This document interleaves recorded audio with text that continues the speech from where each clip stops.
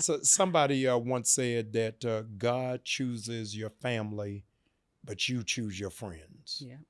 And sometimes the friends we choose are family. Yeah. One of the most difficult things you can do in business is have to deal with family. Ooh. Wait, this is that kind of podcast? You're Because like, I'm going to tell the that truth shifted and fast. shame the devil. Yes. Okay. I wonder if a lot of entrepreneurs are watching and listening, and we have this whole idea of family businesses. Do you recommend it when you're starting out? So I'm going to preface this conversation Yes. by saying that everything that I'm going to tell you Yes. is based on where I am at in my life presently. Yes. So the answer is no. Okay. And it's a capital N with that no. And I'm going to tell you why. All right. So I'm going to take it all the way back. And I love my siblings, by the way, so I want to be Yes. clear. But what I realized in our communities, it has always been very difficult to bring family into your space because we all know that our siblings have a sense of entitlement. Oh, yes. Right? So when I first started Slutty Vegan, I put all my siblings on. Everybody got, you get a job, you get a job. I Right. felt like Oprah. I was Right. giving everybody a job. Right. But the problem is that they were still looking at baby sister Pinky Oh, yes. because I'm the youngest of Right. 4 and of 8, depending on who's asking. You're Right? right. But they were looking at baby sister Pinky and not realizing that I'm running a multi-million-dollar operation. Right. So no, you cannot borrow money from my business because I have to reinvest it. Right. Right? No, you cannot demand more wages when I'm paying you fairly compared to what I'm paying my Right. other employees. Right. And no, you're just not about to move about freely because we are running an operation. Wow. And I think it actually, for quite some time, it destroyed my relationships with my siblings. Wow. For the most part, we're in a good place now, and I'm being Yes. totally vulnerable here. Yeah. But it's because they didn't know how to separate the two. Yeah. What makes a really good entrepreneur is somebody who knows how to turn it on and turn it off. Yes. Right? So when you and I are on business, it's Yes. work. We're on business, right? You respect my space, I respect your space. Right. But we know when it's time to turn it off. Right. And when it's time to turn it off, we can kiki, we can laugh, we can roast each other, we can do all of Yes. those things. But entrepreneurs, a good entrepreneur can do it very well. And you have to be able to be mindful and gauge it when dealing with family members because it's not always easy. So in the space I'm in this moment, Right.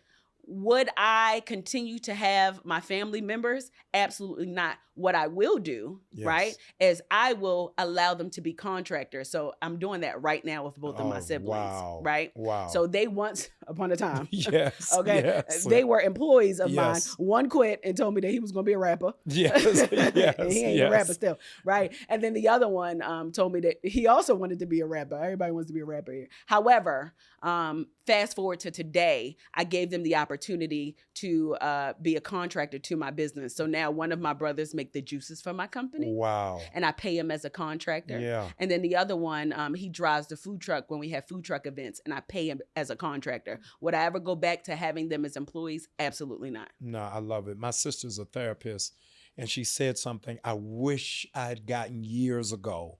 She said, no is a sacred word. Yes. And the problem with having a heart is it becomes difficult pronouncing it. Yeah.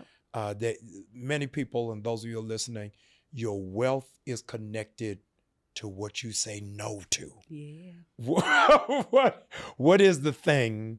If you would have told me I was coming to therapy, okay? Oh, no. We I walking would've through it dressed together. different. No. We're going through it together. Let me tell you why this is good. Yes. This is good because it took me a long time to learn that there was a period after the word no. Wow. Oftentimes as entrepreneurs, we say no and then we got to explain Yes. why we're saying no. Yes. You ain't got to explain nothing to nobody. Right. Okay. Right. And it took me a long time to learn that because I have always been the person that I have naturally let people take advantage of me. Because I always felt that God was testing me, even down to homeless people, right? Yes. So like if people ask me for money and come back again, Yes. I always felt like that was God saying like, all right, if you don't help this person, and I'm being Right. totally transparent. Yes. If you don't help this person, then I'm going to take your blessings away. But then I had to realize that God don't operate like that, No. right? And it's okay to protect yourself from people taking advantage of you. So now the Pinky today is Yes. not the Pinky that you would have met almost 6 years ago. Now, no is a complete sentence, and that is that. Period, point blank. Wow. I remember my sister and I were home from college. She went to Duke undergrad. I was at Morehouse. We were home for a holiday spring break or something. My mother sat us down and said, Tama, you are a natural giver. Make sure you don't fall in love with a taker, because takers have no boundaries at all. Listen to me, and you will really pull yourself to the cliff and jump without a parachute, and they'll wave as you going as it is that you are going down. Yes. What is the thing that you will impart into your children before they leave for school? Because they're living in an alternative universe than what you were raised in. Yeah. What it is that they're going to have to contend with in their friendships and in their relationships. What is it that you would say to them as a mother? I know right now they ain't getting ready to go to college. We trying to send them to kindergarten. Okay, Yeah. right. I would tell them that humility is always the priority, right? That's the first thing.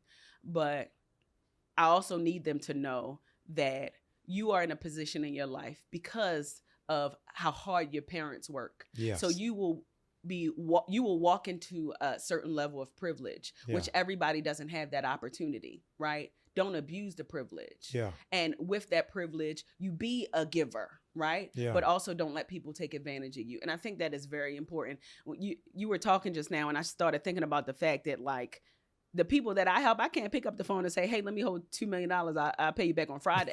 Right, okay. Right. And I had to start assessing it that way, right? Yeah. There's one thing to just naturally, genuinely help people, which I love to do. Like, it lifts my spirit. It feels good to me. And I watched my mother do it as a kid. Right. But then on the flip side, if I'm emptying my cup for everybody, when it's time to fill my cup back up, it's only like 1 or 2 people I can call. Yeah. Right. And I want them to understand, to be mindful, be humble with all of the things, because mommy and daddy made sure that life was good, but also have discernment as it relates to exerting or overexerting yourself to people, especially if they don't deserve it. No, that's powerful. A lot of people don't know before you went into this food empire, you were producing what? Maury Show. Y'all Fix My Life. A whole bunch of shows. Yeah, I was saying to somebody, I came to Morehouse in 89. And when I came to Morehouse in 89, everybody was coming either for the AUC or for the legacy of civil rights. Now everybody is coming for reality television, Tyler Perry, or a dream of a pot of gold at the end of the rainbow. Yeah. Because the culture is so transfixed on reality television and social media. As an alumnus of one and a master of the other, what is the caution you would say to people in terms of how do I share my life on social media? On social media? Yeah. Oh, that's a good one. Yes. That is it depends on who you want to be.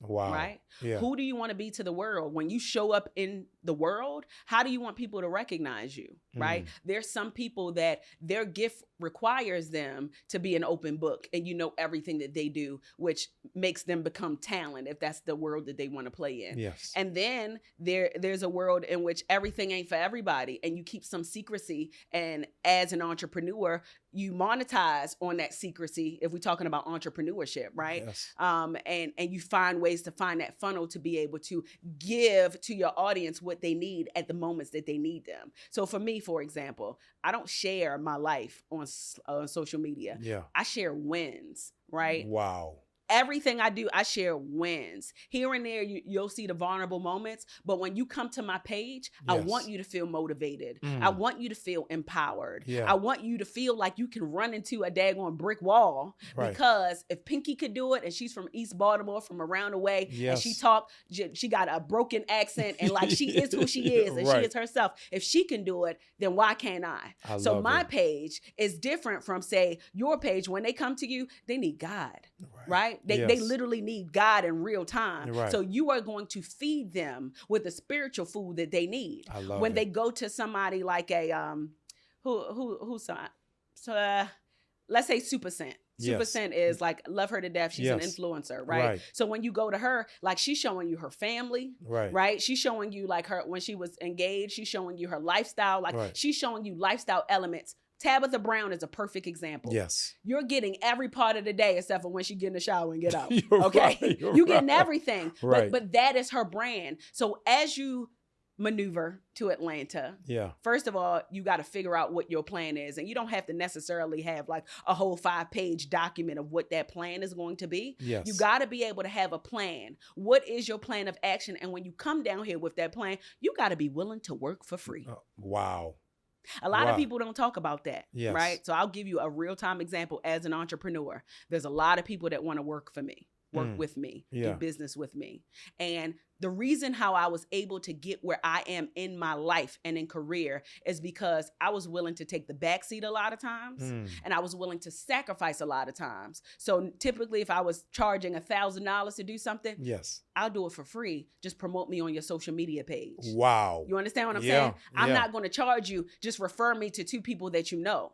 So guess what that does? When people who are in position of power or who have money by virtue, right? Yes. Then they'll look at the person because guess what? People are always leaning on us. That's How many right. calls you get for money? Listen. How many calls you get for things? My phone is off right now. Okay? You understand what I'm saying? Yes, So yes. when you encounter somebody that don't want nothing from you, You and look willing at them to- different. you look at them totally different. Yes. And I believe that that is the cheat code when you're talking about entrepreneurship and business. For example, say you got a videographer right now, Yes. okay? They can come to me and say, hey, Pinky, I work for Dr. Jamal Bryant, but guess what? I'll be willing to do the service for free. All you got to do is just, you see what I did there? I got it. All you got to do is just tag me, Yeah. right? Or refer me to a couple of people. So now my main focus is Dr. Jamal Bryant, but then on the side, I can also have some business and bring in more revenue on the side. Wow. And guess what that does? The industry will start talking. Pinky, who does your social media? Can you refer him to me? Yeah. And then you get referred. And then you do the same thing to the next person. And then eventually you build up your clientele so that when you earn new business, guess what? My clients are Dr. Jamal Bryant. Yes. My clients are Pinky Cole. Right. My clients are so-and-so. And guess what? We move by affiliation. That's right. If you work with the best in class and you Yes. tell me you work with the best in class, Right, well, we I want to walking. work with the best in class too. No, absolutely. So that would be my advice in the long and the short of things.